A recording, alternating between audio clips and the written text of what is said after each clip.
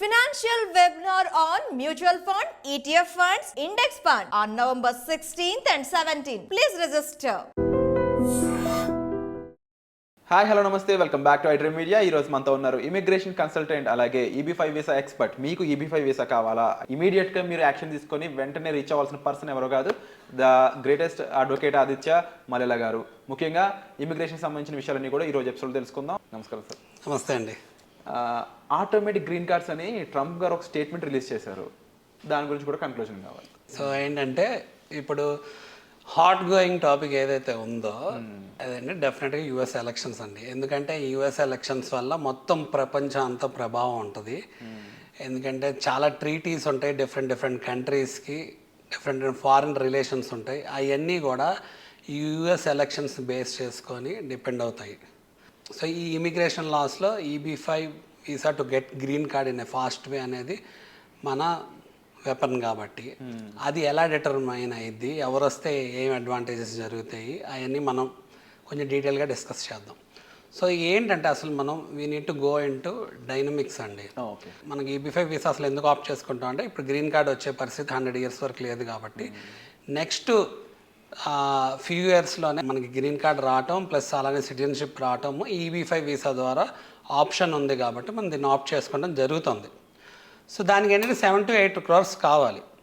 So 7 to 8 crores తీసుకెళ్ళి ఎప్పుడైతే యూఎస్లో ఇన్వెస్ట్ చేస్తున్నామో అది ఫారెన్ ఇన్వెస్ట్మెంట్గా గుర్తించి ఎకానమీ ఎంప్లాయ్మెంట్ బూస్టప్ అవుతుందని బేస్ చేసుకొనే మనకి EB5 ద్వారా గ్రీన్ కార్డ్ ఇస్తాం జరిగింది. సో మనం దీంట్లో 2 topics మాట్లాడుకోవాలి. So economy employment foreign investment అని ఎప్పుడైతే అంటున్నామో యుఎస్లో ఎవరున్నా కూడా ఎకానమీని ఎంప్లాయ్మెంట్ని బూస్ట్ చేయాలనే చూస్తారుగా వాళ్ళైనా సరే. 100%. మనమైనా మన తెలంగాణ ఆంధ్రాలో ఫారిన్ కంపెనీస్ రావాలి, లేకపోతే ఫారిన్ ఇన్వెస్టర్స్ రావాలి, ఎకానమీ ఎంప్లాయ్మెంట్ బూస్ట్ అవ్వాలని చూస్తున్నాం కదా. డెఫినెట్గా అదే కదా గ్రోత్ పారామీటర్ తీసుకుంటే. అలానే యుఎస్లో ఎవరు ఎలక్ట్ అవుతారు అన్న దాన్ని బేస్ చేసుకొని పాలసీ చేంజెస్ ఏముంటాయి ఇమిగ్రేషన్ లాకి రిలేటెడ్ అనేది కూడా చాలా ఇంపార్టెంట్. ఎందుకు అంటే ఇప్పుడు తీసుకుంటే గ్రీన్ కార్డు అసలు ఎన్ని రోజులు పట్టిద్ది, ఎంత వెయిటింగ్ లిస్ట్ ఉంది, ఎన్ని ఏళ్ళ నుంచి వెయిటింగ్ లిస్ట్ ఉంది అనేది అందరికీ తెలిసిన సబ్జెక్ట్. చాలా లాంగ్ వెయిటింగ్ లిస్ట్ ఉంది. సో గ్రీన్ కార్డులో కూడా చాలా రకాలైన గ్రీన్ కార్డ్స్ ఉన్నాయి. సో మన వాళ్ళు ఎడ్యుకేషన్ ద్వారా వర్క్ ద్వారా అప్లై చేసుకొని ఎంప్లాయర్ ఎవరైతే మనకు స్పాన్సర్ చేస్తున్నారో ఆ విధానంగా ఆప్ట్ చేసుకునే గ్రీన్ కార్డ్ రావాలి అంటే 100 years టైం పడుతుంది, వెయిటింగ్ లిస్ట్ ఉంటుంది. మరి దీనికి ఏం చేయాలి అంటే యుఎస్ గవర్నమెంటే దానికి పాలసీ చేంజెస్తో రావాలి. ప్రాక్టికల్గా ఎవరిని ఎలక్ట్ చేసుకుంటే ఆ పాలసీ చేంజెస్తో వస్తారు అనేది కూడా it's like a determining factor. అంతే కదా. 2 types of people ఉన్నారు సార్ ఇక్కడ. Completely 2 different kind of people అని చెప్పొచ్చు. ట్రంప్ వర్సెస్ కమలా హ్యారిస్ అన్నప్పుడు. అవునండి. ఒక పర్సన్ ఏమో నా కంట్రీ, నా దేశం, నా రక్తం అని బిలీవ్ చేసే పర్సన్ ఒకరు. అవునండి. ఇంకో పక్కన humanity, America is like big brother అందరికి, అంటే ఫ్రెండ్లీ నేచర్ అని చెప్పే పర్సన్ ఒకరు. కానీ నిజానికి ట్రంప్ ఉన్నప్పుడు ఎటువంటి వార్స్ జరగలేదు. ట్రంప్ రైట్ లీడర్ అనే ఒక సెటన్ పీపుల్ కొంతమంది ఉన్నారు, అందులో మన ఇండియన్స్ కూడా ఉన్నారు. అవునండి. సో సంహౌ ఇందులో జెన్యున్గా ఒక హీరోలో నిలబడి EB5 వీసా అనేది నాకు అర్థమవుతుంది. ఎందుకంటే ఎవరు ఎలా వచ్చినా కూడా దాని పైన చేసుకుంటూ పోతుంది. అవునండి. సో దాని యొక్క డైనమిక్స్ ఏ విధంగా ఉన్నాయి. సో మనకి ఏంటంటే ఇది అంతా ఈ సబ్జెక్ట్ అనేది ఏంటంటే చాలా థింగ్స్తో ముడిపడి ఉంటుందండి. సో ఎస్పెషల్లీ ఇమిగ్రేషన్ లా అనగానే మనకి ఎలక్షన్స్లో ఎవరు గెలుస్తారు అనేది కొంత ఫారిన్ రిలేషన్స్, నెక్స్ట్ వార్స్కి రిలేటెడ్, ఈ వెపన్స్కి రిలేటెడ్, ట్రీటీస్కి రిలేటెడ్ వీళ్ళు బేస్ చేసుకుంటుంది. ఇమిగ్రేషన్ సబ్జెక్ట్ వచ్చేసి సో ఇప్పుడు అసలు యుఎస్ని తీసుకుంటే డైనమిక్స్ ఆఫ్ యుఎస్ ఏంటి, it's land of opportunities, it's land of immigrants. అంటే migrants from different places like Europe నుంచి, సౌత్ అమెరికా నుంచి, ఏషియా నుంచి ఇలా డిఫరెంట్ పీపుల్ మైగ్రేట్ అయ్యి అక్కడ యునైటెడ్ స్టేట్స్ ఆఫ్ అమెరికా అంటే ల్యాండ్ ఆఫ్ మైగ్రెంట్స్, ఇమిగ్రెంట్స్గా మారింది. సో ఇప్పుడు వచ్చేవాళ్ళు కూడా లీడర్స్ ఒక్కొక్కరికి ఒక స్టైల్ ఉంటుందండి. కొంతమంది అగ్రెసివ్గా చెప్తారు, కొంతమంది ఏమో కొన్ని థింగ్స్ స్మూత్గా హ్యాండిల్ చేస్తారు. బట్ ఏంటంటే మనకి మెయిన్ అక్కడ టాపిక్ ఏంటంటే ఇల్లీగల్ ఇమిగ్రేషన్ అండి. సో ఇప్పుడు ఇల్లీగల్ ఇమిగ్రేషన్ ఎప్పుడైతే ఉందో, ఇల్లీగల్గా మైగ్రేట్ అవుతున్నారో దానికి ఒక పర్టికులర్ సరైన డాక్యుమెంటేషన్ ఉండదు, సరిగ్గా ట్రాకింగ్ ఉండదు, extra burden on the country ఉంటుంది. సో ఈ అన్ని మెజర్స్ని ఎరాడికేట్ చేయడానికి చూస్తారు.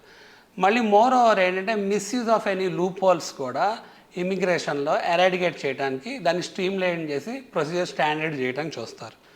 సో ఎవరైనా అసలు అక్కడ సెటిల్ అవ్వాలి అంటే వాళ్ళ ఫైనల్ డెస్టినేషను పర్మనెంట్ రెసిడెంట్ అవ్వాలి అనుకుంటారు, గ్రీన్ కార్డ్ ద్వారా అయ్యే అవకాశం ఉంది. సో అదే మనకి EB-5 వీసా ద్వారా ఏమవుతుంది అంటే మన ఇన్వెస్ట్మెంట్ అక్కడ ఇన్వెస్ట్ చేస్తాం కాబట్టి దాన్ని గుర్తించి మనకి EB-5 వీసా ద్వారా గ్రీన్ కార్డ్ ఫాస్ట్గా వస్తాం జరుగుతుంది.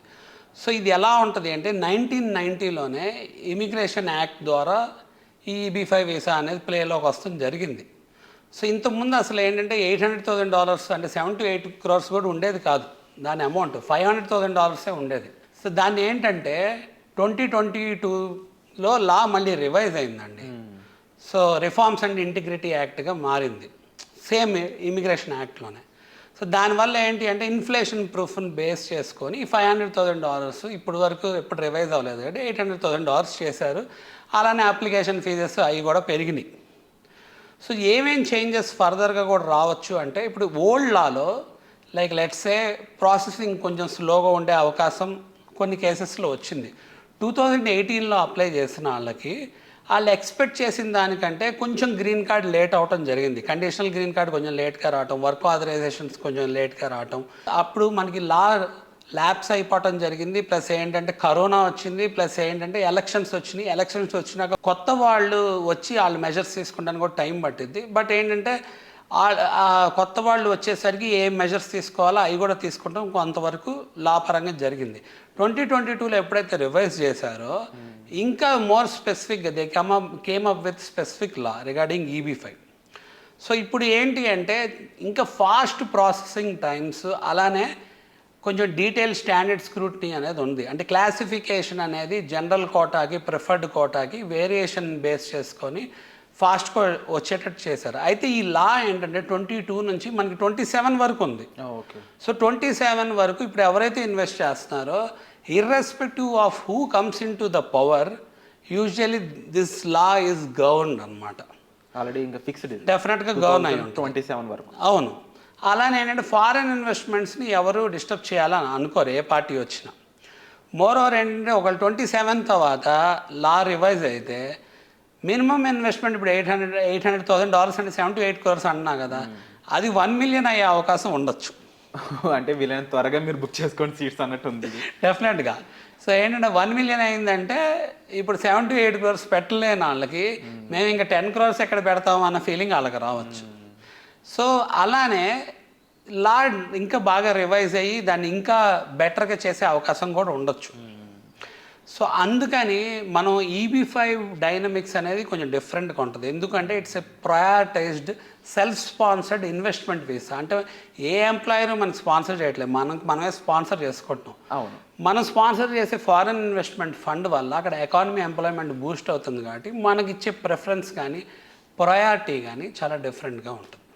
Very wonderful sir. అండ్ ముఖ్యంగా నాకు ఒకటే భయం పట్టుకుంది ఇప్పుడు ఏంటి అంటే ఎవరైనా ఇమీడియట్గా వెళ్ళాలనుకుంటే మాత్రం ఇమీడియట్గా ఫండ్స్ అలొకేట్ చేసుకొని వీళ్ళని త్వరగా 2027 లోపే అడ్వాంటేజ్ అనేది తీసుకోండి. లేకపోతే ఆ తర్వాత $1 పెరిగినా ఏదైనా జరగచ్చు. బట్ $1 million అనేది ఇట్స్ లైక్ అది ఒక పీడకాలని చెప్పాలి. ఒక్కోసారి ఏంటంటే కోటా కనుక అయిపోయింది అనుకోండి, చాలు ఇప్పటి వరకు ఇచ్చింది అని కూడా అనుకోవచ్చు. అప్పుడు ఏంటంటే కోటా తగ్గించే అవకాశం ఉండొచ్చు. లేకపోతే ఎక్కువ మంది ఫైల్ చేస్తున్నారు అనుకోండి, వెయిటింగ్ లిస్ట్ పడే అవకాశం కూడా ఉంటుంది. అప్పుడు duration of getting green card కూడా పెరిగే ఛాన్స్ ఉంటుంది. చాలా ఇప్పుడున్న సిచ్యువేషన్లో చాలా ఫాస్ట్గా ఈ $800,000 అంటే 7 to 8 crores వస్తుంది కాబట్టి స్టేజెస్ వైజ్లో కూడా ఇన్వెస్ట్ చేసుకునే అవకాశం ఉంది. సో ఏంటంటే as soon as possible advantage తీసుకోవచ్చు ఎవరన్నా కావాలంటే. ఈఎంఐలు అందరికీ అలవాటే. సో అమ్మాయిల వెనకాల తిరగడం ఆపేసి ఈఎంఐలు పెట్టుకునైనా అమెరికా వెళ్ళి అక్కడ సంపాదించుకోవాలని ఎవరైనా అనుకున్నట్లయితే మాత్రం ఇమీడియట్గా డెసిషన్ తీసుకోండి. ఎందుకంటే 2027 తర్వాత లాస్ అనేవి మారబోతున్నాయి. సో అప్డేట్స్ కోసం వేసి చూస్తూనే ఉండండి. అండ్ మీకు ఇమిగ్రేషన్ సంబంధించి ఎటువంటి కన్సల్టెన్సీ కావాల్సిన వెంటనే మీరు డిస్ప్లే అవుతున్న నెంబర్స్ కాల్ చేయడం ద్వారా అడ్వకేట్ అజయ్ గారిని మీరు కలవచ్చు. అండ్ మరీ ముఖ్యంగా లైఫ్ అనేది చాలా సెక్యూర్డ్గా ప్రాపర్గా ప్లాన్ చేసుకోవాలనుకున్న వాళ్ళు, ముఖ్యంగా ఈవెన్ అబ్రాడ్ వెళ్ళి సెటిల్ అవ్వాలనుకున్న వాళ్ళు, అమెరికా నుంచి ఆన్ సైట్లో కానీ లేకపోతే ఇంకో డిఫరెంట్ విధాలుగా మీరు అక్కడ బిజినెస్ పెట్టడం అని కానీ లేకపోతే ఓవరాల్గా మీ లైఫ్కి ముడిపడి ఉన్న అంశం ఇమిగ్రేషన్ అయ్యుంటే ఇమీడియట్లీ మీరు ఎటువంటి డౌట్ పెట్టుకోకుండా make use of the learning option. Very important sir. And so ఈ లోన్ అవింగ్ ఆప్షన్ మీరు అడ్వాంటేజ్గా తీసుకొని 2027 లోపే మీరు ఫైనల్ చేసుకోండి. దట్స్ వై మీరు ఈ అడ్వాంటేజ్ అనేది మీ సొంతం చేసుకోవచ్చు. Thank you so much sir. Thank you అండి.